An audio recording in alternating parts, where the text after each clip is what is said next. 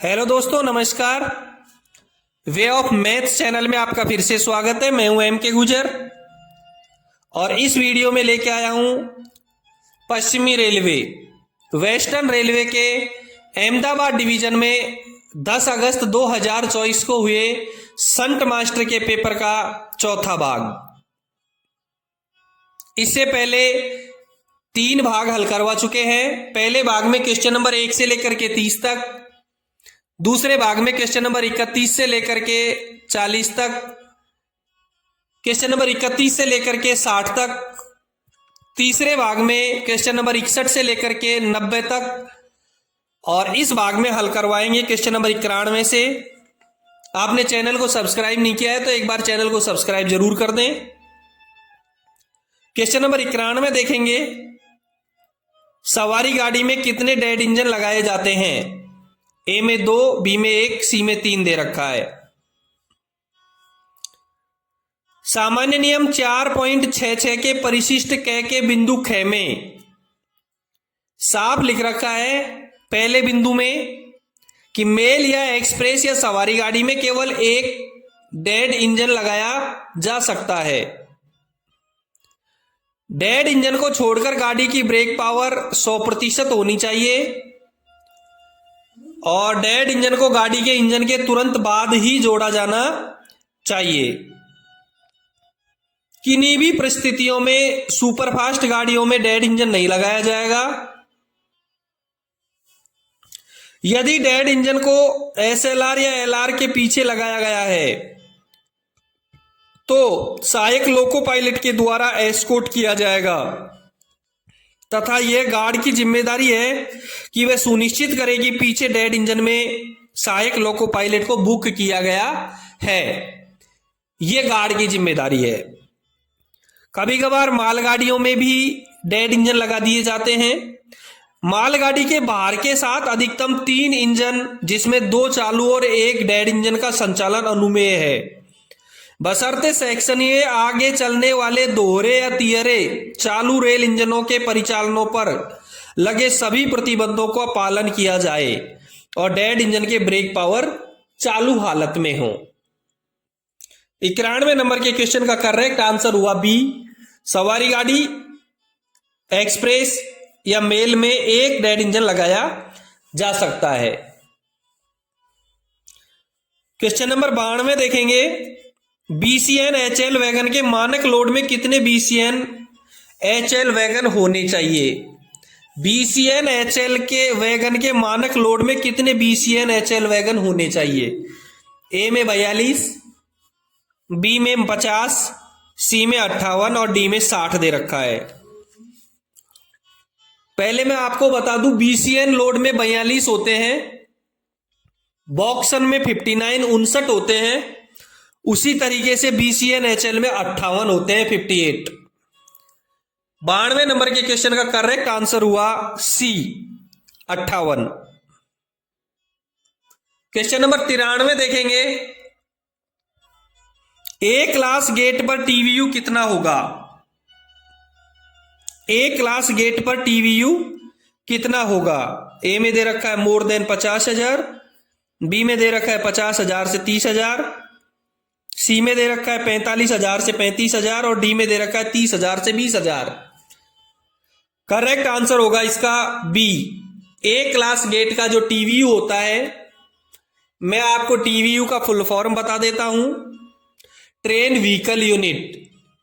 कई जगह एटीवीयू लिखा मिलता है। यदि एटीवीयू आ जाए एग्जाम में तो उसका फुल फॉर्म होगा एवरेज ट्रेन व्हीकल यूनिट और टीवीयू का फुल फॉर्म होगा ट्रेन व्हीकल यूनिट। ए क्लास गेट के लिए 50,000 से 30,000 ट्रेन व्हीकल यूनिट होता है और यदि 50,000 से अबव ट्रेन व्हीकल यूनिट हो गया तो वो स्पेशल क्लास गेट होता है, वो स्पेशल क्लास गेट होता है। 93 नंबर के क्वेश्चन का करेक्ट आंसर हुआ बी। क्वेश्चन नंबर 94 देखेंगे, मेटेरियल ट्रेन की दुर्घटना होने पर कितने हूटर बजाए जाएंगे? मेटेरियल ट्रेन का दुर्घटना हुआ है जिसमें मेटेरियल भी हो सकता है और आदमी भी हो सकते हैं। ए में 4, बी में 5, सी में 3 और डी में 2। ध्यान रहे, हूटर की जो प्रत्येक सीटी है वो 45 सेकंड लंबी होती है और प्रत्येक सीटी के बीच में 5 सेकंड का अंतराल होता है। जब होम स्टेशन पर एआरटी की आवश्यकता होती है तो 2 हूटर बजाए जाते हैं। जब बाहर एआरटी की आवश्यकता होती है तो 3 हूटर बजाए जाते हैं। और यदि एआरटी और एआरएमई दोनों की आवश्यकता होती है तो 4 हूटर बजाए जाते हैं। यदि कैंसिल करना हो तो एक लंबा हूटर 90 सेकंड के लिए बजाया जाता है। तो मेटेरियल ट्रेन की दुर्घटना के लिए एआरटी और एआरएमई दोनों की आवश्यकता होती है और जहां एआरटी और एआरएमई दोनों की आवश्यकता होती है वहां 4 हूटर बजाए जाते हैं। 94 नंबर के क्वेश्चन का करेक्ट आंसर हुआ ए। क्वेश्चन नंबर 95 देखेंगे, इनमें से कौन सी संकेतात्मक दुर्घटना है? संकेतात्मक दुर्घटना का चयन करना है। ए में कोलिजन, बी में फायर, सी में ब्रीच ऑफ ब्लॉक रूल्स और डी में डिरेलमेंट। ध्यान रहे, संकेतात्मक जो दुर्घटना होती है उसमें निवारित टक्कर, ब्लॉक नियमों का उल्लंघन व गाड़ी का खतरे के सिग्नल को पास करना होता है। जो संकेतात्मक दुर्घटना होती है उसमें निवारित टक्कर, ब्लॉक नियमों का उल्लंघन और गाड़ी का खतरे के सिग्नल को पास करना होता है। इसमें सी में दे रखा है ब्लॉक नियमों का उल्लंघन, इसलिए 95 नंबर के क्वेश्चन का करेक्ट आंसर रहेगा सी। संकेतात्मक दुर्घटना में ब्रीच ऑफ ब्लॉक रूल्स, निवारित टक्कर और गाड़ी को खतरे का सिग्नल पास करना होता है। और जो ए में कोलिजन दे रखा है, बी में फायर इन ट्रेन दे रखा है, डी में डिरेलमेंट दे रखा है, ये तीनों दुर्घटनाएं हैं, ये परिणामी गाड़ी दुर्घटनाएं हैं। टक्कर, आग व गाड़ी का पटरी से उतरना, ये परिणामी गाड़ी दुर्घटनाएं हैं। और निवारित टक्कर, ब्लॉक नियमों का उल्लंघन व गाड़ी का खतरे के सिग्नल को पास करना, ये संकेतात्मक दुर्घटनाएं हैं। 95 नंबर के क्वेश्चन का करेक्ट आंसर हुआ सी। क्वेश्चन नंबर 96 देखेंगे, मालगाड़ियों के पिछले ब्रेक वाहन में बीपी दाब कितना होना चाहिए? ए में 4.8 से 5 किलोग्राम वर्ग सेंटीमीटर, बी में 3.8 से 4.8, सी में 5.8 से 6.6 दे रखा है और डी में 4.8 से 6 किलोग्राम दे रखा है। लोको पायलट इंजन में देखेगा, फीड पाइप में जो एफबी में जो प्रेशर होगा वो 6 से 1 प्लस माइनस होता है और बीपी का 5 प्लस माइनस 0.1 होता है। गार्ड के पास ब्रेक वाहन में ब्रेक पावर 5 से 4.8 किलोग्राम के बीच होना चाहिए और फीड पाइप में 6 से 5.8 के बीच होना चाहिए, इसलिए 96 नंबर के क्वेश्चन का करेक्ट आंसर होगा ए। ब्रेक वाहन में बीपी 4.8 से 5 और एफबी 5.8 से 6। 96 नंबर के क्वेश्चन का correct answer A. Question number 97 देखेंगे, उत्तर पश्चिमी रेलवे के साथ अहमदाबाद मंडल के कितने इंटरचेंज पॉइंट है? ए में 3, बी में 2, सी में 1 और डी में 4 दे रखा है। अहमदाबाद डिवीजन पश्चिमी रेलवे का एक डिवीजन है। इसका उत्तर पश्चिमी रेलवे के साथ में कितने इंटरचेंज पॉइंट हैं? 3 इंटरचेंज पॉइंट है। अहमदाबाद डिवीजन के पश्चिमी रेलवे के अहमदाबाद डिवीजन के उत्तर पश्चिमी रेलवे के साथ में 3 इंटरचेंज पॉइंट है। एक जोधपुर के साथ में है और 2 अजमेर डिवीजन के साथ में है। जोधपुर के साथ में भीलड़ी जंक्शन है जो अहमदाबाद डिवीजन का इंटरचेंज पॉइंट है एनडब्ल्यूआर के साथ में, और अजमेर डिवीजन का पालनपुर जंक्शन और हिम्मतनगर, ये दोनों स्टेशन है जो अहमदाबाद डिवीजन से अजमेर डिवीजन के इंटरचेंज पॉइंट हैं। कुल मिलाकर के अहमदाबाद डिवीजन से एनडब्ल्यूआर के इंटरचेंज पॉइंट हुए 3, भीलड़ी जंक्शन, पालनपुर जंक्शन और हिम्मतनगर। 97 नंबर के क्वेश्चन का करेक्ट आंसर हुआ ए। क्वेश्चन नंबर 98 देखेंगे, गाड़ी का पूर्ण आगमन सुनिश्चित करने के लिए ट्रेन मैनेजर के पास कौन सा रजिस्टर भेजा जाएगा? गाड़ी का पूर्ण आगमन सुनिश्चित करने के लिए ट्रेन मैनेजर के पास कौन सा रजिस्टर भेजा जाता है? ए में दे रखा है टीए 1425, बी में दे रखा है टीबी 1425, सी में दे रखा है टी 1410 और डी में दे रखा है टी 409। टीए 1425 होता है लाइन क्लियर पूछताछ संदेश रजिस्टर। टीए 1425 होता है लाइन क्लियर पूछताछ संदेश रजिस्टर।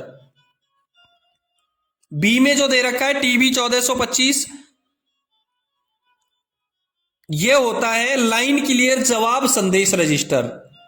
लाइन क्लियर जवाब संदेश रजिस्टर। और सी में दे रखा है टी 1410, यह होता है गाड़ी का पूर्ण आगमन रजिस्टर। गाड़ी का पूर्ण आगमन रजिस्टर जिसमें गार्ड के द्वारा साइन किया जाता है, स्टेशन मास्टर के द्वारा सीरियल नंबर, डेट और गाड़ी का नंबर लिखा जाता है, उसके बाद में समय लिख करके गार्ड के द्वारा इसमें हस्ताक्षर किए जाते हैं। और डी में टी 409 है। टी 409 सतर्कता आदेश होता है। सतर्कता आदेश 3 प्रकार के होते हैं। टी 409 सतर्कता आदेश, टी ए 409 नील सतर्कता आदेश और टीबी 409 अनुस्मारक सतर्कता आदेश, रिमाइंडर कॉशन ऑर्डर। 98 नंबर के क्वेश्चन का करेक्ट आंसर हुआ सी। क्वेश्चन नंबर 99 देखेंगे, किसी मालगाड़ी का बीपीसी अवैध होने पर उस गाड़ी को कैसे चलाई जाएगी? ए में दे रखा है ऑन एसएम्स मेमो, बी में दे रखा है ऑन कंट्रोल मेमो, सी में दे रखा है बाई जीडीआर और डी में दे रखा है नॉट टू बी रन, नहीं चलेगी। किसी मालगाड़ी का बीपीसी अवैध हो गया है तो लोको पायलट और गार्ड के द्वारा जीडीआर बनाया जाएगा, गार्ड ड्राइवर रिपोर्ट बनाया जाएगा। ये 3 कॉपी में बनाई जाती है। पहली कॉपी लोको पायलट, दूसरी गार्ड और तीसरी कॉपी स्टेशन मास्टर को दी जाती है। ये स्टेशन मास्टर के सामने बनाई जाती है, इसलिए स्टेशन मास्टर के हस्ताक्षर भी लिए जाते हैं। जीडीआर या तो 24 घंटे से अधिक लोड स्टेबल हो गया हो या उसका बीपीसी समाप्त हो गया हो, इन दोनों कारणों के लिए जीडीआर तैयार किया जाता है। 99 नंबर के क्वेश्चन का करेक्ट आंसर हो गया सी। क्वेश्चन नंबर 100 देखेंगे। क्वेश्चन नंबर 100 में है, सवारी गाड़ी में डेड इंजन कहां लगाया जा सकता है?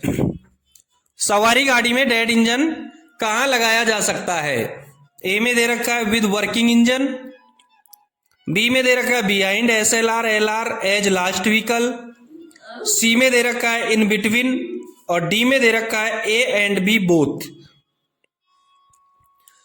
सामान्य नियम 4.66 के परिशिष्ट क के बिंदु ख के 1 में साफ लिखा है कि मेल या एक्सप्रेस या सवारी गाड़ी में केवल एक निष्क्रिय रेल इंजन ही लगाया जा सकता है। और इसी के बिंदु 2 में लिखा है कि डेड इंजन को छोड़कर गाड़ी की ब्रेक पावर 100% होनी चाहिए। और इसी के बिंदु 3 में लिखा है कि डेड इंजन को गाड़ी के इंजन के तुरंत बाद ही जोड़ा जा सकता है। और 5वें बिंदु में लिखा है कि किन्हीं भी परिस्थितियों में सुपरफास्ट गाड़ियों में निष्क्रिय इंजन डेड इंजन नहीं जोड़ा जाएगा। यदि डेड इंजन को एसएलआर या एलआर के पीछे लगाया गया हो तो सहायक लोको पायलट के द्वारा एस्कॉर्ट किया जाएगा तथा ये गार्ड की जिम्मेदारी है कि वह सुनिश्चित करे कि पीछे के डेड इंजन में सहायक लोको पायलट को बुक किया गया है। तो 100 नंबर के क्वेश्चन का करेक्ट आंसर हुआ डी, विद वर्किंग इंजन भी लगाया जा सकता है, बिहाइंड एसएलआर या एलआर एज लास्ट व्हीकल भी लगाया जा सकता है। 100 नंबर के क्वेश्चन का करेक्ट आंसर होगा डी। क्वेश्चन नंबर 101 देखेंगे। दोस्तों 110 क्वेश्चन जिस परीक्षा में आते हैं उसमें 1 से 100 तक के क्वेश्चन के अलावा 10 क्वेश्चन राजभाषा के होते हैं और जो ऑप्शनल होते हैं। इन पेपरों में 10 क्वेश्चन राजभाषा के हैं। आगे जो 101 से 110 तक हैं आपको कुल 100 प्रश्न करने अनिवार्य हैं। आपके द्वारा किए गए प्रथम 100 क्वेश्चन हल किए हुए जांचे जाएंगे। 101 नंबर का क्वेश्चन देखेंगे, संविधान की 8वीं अनुसूची में कौन सी विदेशी भाषा शामिल है? ए में अंग्रेजी दे रखा है, बी में नेपाली, सी में कन्नड़ और डी में मलयालम। संविधान की 8वीं अनुसूची में 22 भाषाएं हैं, उसमें अंग्रेजी एक ऐसी भाषा है जो नागालैंड की राज्य भाषा होने के बावजूद भी संविधान की 8वीं अनुसूची में शामिल नहीं की गई है, और नेपाली एक ऐसी भाषा है जो विदेशी भाषा होने के बावजूद भी भारतीय संविधान की 8वीं अनुसूची में शामिल की गई है। 101 नंबर के क्वेश्चन का करेक्ट आंसर होगा बी। क्वेश्चन 102 देखेंगे, राजभाषा नियम कब पारित हुआ? राजभाषा नियम कब पारित हुआ? 17 जुलाई 1976, बी में दे रखा है 87, सी में दे रखा है 10 मई 1963 और डी में दे रखा है 26 जनवरी 1965। करेक्ट आंसर हुआ ए। राजभाषा नियम 17 जुलाई 1976 को पारित हुआ। 102 नंबर के क्वेश्चन का करेक्ट आंसर हुआ ए। 103 नंबर का क्वेश्चन देखेंगे, मंडल राजभाषा कार्यान्वयन समिति के अध्यक्ष कौन होते हैं? मंडल राजभाषा कार्यान्वयन समिति का अध्यक्ष कौन होता है? ए में डीआरएम, बी में वरिष्ठ मंडल राजभाषा अधिकारी, सी में वरिष्ठ मंडल कार्मिक अधिकारी और डी में दे रखा है वरिष्ठ मंडल वाणिज्य प्रबंधक। मंडल राजभाषा कार्यान्वयन समिति का अध्यक्ष डीआरएम होता है। उसी तरीके से क्षेत्रीय राजभाषा कार्यान्वयन समिति का जो अध्यक्ष होता है वो जीएम होता है। क्षेत्रीय लेवल पे, जोनल लेवल पे हम जीएम को देखेंगे, तो मंडल लेवल पे डीआरएम को देखेंगे। 103 नंबर के क्वेश्चन का करेक्ट आंसर हुआ ए। 104 नंबर का क्वेश्चन देखेंगे, केंद्रीय शिक्षा शिक्षण संस्थान, केंद्रीय शिक्षा शिक्षण संस्थान किस मंत्रालय के अधीन आता है? ए में दे रखा है मानव संसाधन मंत्रालय, बी में दे रखा है रेल मंत्रालय, सी में दे रखा है गृह मंत्रालय और डी में दे रखा है संसदीय कार्य मंत्रालय। केंद्रीय शिक्षा शिक्षण संस्थान गृह मंत्रालय के अधीन आता है, गृह मंत्रालय के अधीन आता है। 104 नंबर के क्वेश्चन का करेक्ट आंसर हुआ सी। 105 नंबर का क्वेश्चन देखेंगे, अंडमान एवं निकोबार द्वीप समूह राजभाषा उपयोग के आधार पर किस क्षेत्र के अंतर्गत आता है? अंडमान एवं निकोबार द्वीप समूह राजभाषा उपयोग के आधार पर किस क्षेत्र के अंतर्गत आता है? ए में कै, बी में ख दे रखा है, सी में ग दे रखा है, डी में घ दे रखा है।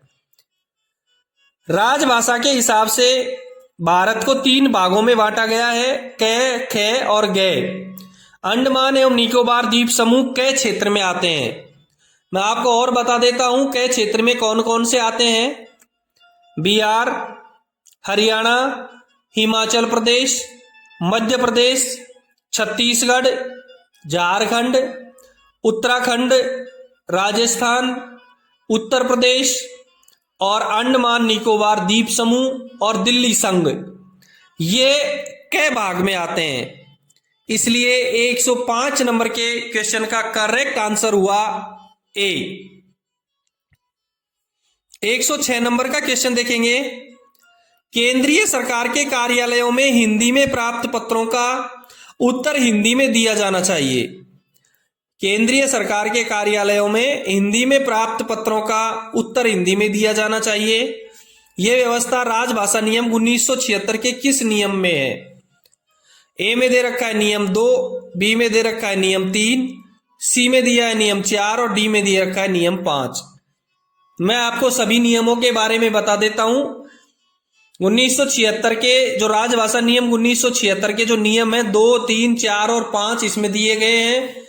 मैं आपको 2, 3, 4, 5 चारों के बारे में बता देता हूं। राजभाषा नियम 1976 का नियम 2 में लिखा है, इसके अनुसार भारत को 3 भागों में क, ख और ग में बांटा गया है। जो नियम 2 में के अनुसार क्या किया गया है, भारत को 3 भागों में बांटा गया है, क, ख और ग। नियम 3 के अनुसार सभी दस्तावेजों में हिंदी और अंग्रेजी दोनों का इस्तेमाल करना होता है।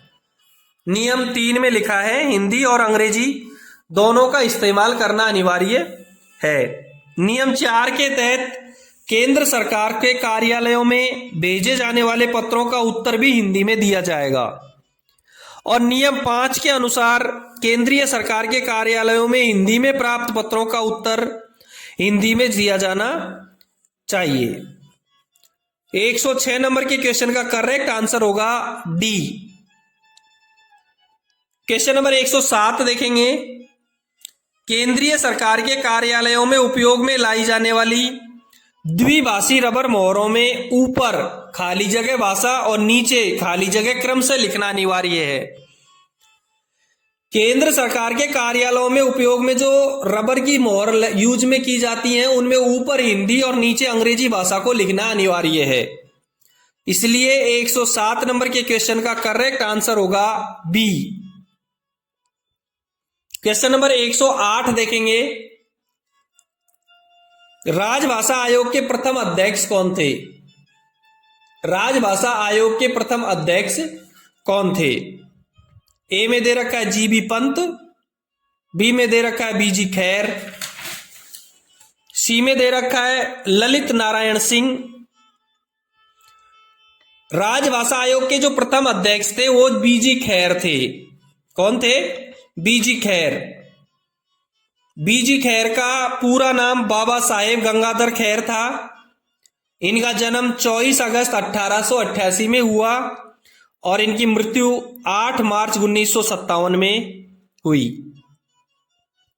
बीजी खैर को 1954 में भारत सरकार द्वारा पद्म विभूषण से सम्मानित भी किया गया था और ये राजभाषा आयोग के प्रथम अध्यक्ष रहे हैं। बीजी खैर राजभाषा आयोग के प्रथम अध्यक्ष रहे हैं। राजभाषा आयोग का गठन 7 जून 1955 को भारत के राष्ट्रपति द्वारा किया गया था। राजभाषा आयोग का गठन 7 जून 1955 को भारत के राष्ट्रपति के द्वारा किया गया था। 108 नंबर के क्वेश्चन का करेक्ट आंसर रहेगा बी। 109 नंबर का क्वेश्चन देखेंगे, इंपॉर्टेंट क्वेश्चन है, हिंदी दिवस हर साल कब मनाया जाता है? 2 अक्टूबर, 15 अगस्त, 14 सितंबर। ये एक ट्रेन मैनेजर का पेपर हुआ था 7 जनवरी 2023 को, उसमें आया हुआ क्वेश्चन है। ए में दे रखा है 2 अक्टूबर। 2 अक्टूबर को गांधी जयंती मनाई जाती है। शास्त्री जयंती और गांधी जयंती 2 अक्टूबर को मनाई जाती है। बी में 15 अगस्त दे रखा है। 15 अगस्त को स्वतंत्रता दिवस मनाया जाता है। सी में 14 सितंबर दे रखा है। 14 सितंबर को राष्ट्रीय हिंदी दिवस मनाया जाता है। राष्ट्रीय हिंदी दिवस 14 सितंबर को मनाया जाता है। हिंदी भाषा को मान्यता देते हुए 14 सितंबर 1949 को संविधान सभा ने हिंदी को देश की आधिकारिक भाषा का दर्जा दिया था। हिंदी क्षेत्रों में बोली जाती ये हिंदी भाषा देश के अधिकतर क्षेत्रों में बोली जाती है, जिस कारण हिंदी को राजभाषा का दर्जा दिया गया था। एक विश्व हिंदी दिवस भी मनाया जाता है। राष्ट्रीय हिंदी दिवस 14 सितंबर को मनाया जाता है और विश्व हिंदी दिवस 10 जनवरी को मनाया जाता है। विश्व हिंदी दिवस प्रतिवर्ष 10 जनवरी को पूरी दुनिया में मनाया जाता है। इसके मनाने का उद्देश्य हिंदी के प्रचार प्रसार के लिए जागरूकता पैदा करना और वैश्विक स्तर पर इसे एक अंतर्राष्ट्रीय भाषा के रूप में पेश करना है। वैश्विक स्तर पर हिंदी को लेकर पहला जो आयोजन है वो 10 जनवरी 1974 को महाराष्ट्र के नागपुर में किया गया था और इस सम्मेलन में 30 देशों के 122 प्रतिनिधियों ने भाग लिया था। विश्व हिंदी दिवस 10 जनवरी को और राष्ट्रीय हिंदी दिवस 14 सितंबर को मनाया जाता है। 109 नंबर के क्वेश्चन का करेक्ट आंसर हुआ सी। क्वेश्चन नंबर 110 देखेंगे। संविधान की अष्टम अनुसूची में कितनी भाषाएं हैं? ए में 19, बी में 20, सी में 21 और डी में 22। बहुत इंपॉर्टेंट पेपर क्वेश्चन है। झांसी के ट्रेन मैनेजर के पेपर में 10 सितंबर 2023 को आया था। आसनसोल के कंट्रोलर के पेपर में 9 सितंबर 2023 को आया था। और एक ट्रेन मैनेजर का पेपर था 7 जनवरी 2023 को, उसमें भी आया हुआ है। संविधान की 8वीं अनुसूची में 22 भाषाएं हैं। असमिया, उड़िया, उर्दू, कन्नड़, कश्मीरी, कोंकणी, गुजराती, डोगरी, तमिल, तेलुगु, नेपाली, पंजाबी, बांग्ला, बोडो, मणिपुरी, मराठी, मलयालम, मैथिली, संथाली, संस्कृत, सिंधी और हिंदी। ये 22 भाषाएं संविधान की 8वीं अनुसूची में है। नेपाली एक ऐसी भाषा है जो विदेशी भाषा होने के बावजूद भी भारतीय संविधान की 8वीं अनुसूची में शामिल है। और अंग्रेजी एक ऐसी भाषा है जो भारत के नागालैंड राज्य की राजकीय भाषा होने के बावजूद भी भारतीय संविधान की अनुसूची 8 में सम्मिलित नहीं है। 110 नंबर के क्वेश्चन का करेक्ट आंसर हुआ डी। दोस्तों ये था अहमदाबाद डिवीजन में संट मास्टर का पेपर 10 अगस्त 2024 का। यदि आपने चैनल को सब्सक्राइब नहीं किया है तो एक बार चैनल को सब्सक्राइब जरूर कर दें। यदि आपको पीडीएफ डाउनलोड करना हो तो डिस्क्रिप्शन में टेलीग्राम चैनल का लिंक दिया है, उस पे जाएं और टेलीग्राम डाउनलोड करें, चैनल में सम्मिलित और पीडीएफ डाउनलोड करें। यदि आपके डिवीजन या रेलवे में कोई पेपर हुआ है तो मुझे व्हाट्सएप नंबर पर या टेलीग्राम नंबर पर जरूर भेजें। फिर मिलते हैं अगले वीडियो में किसी और पेपर के साथ में। धन्यवाद।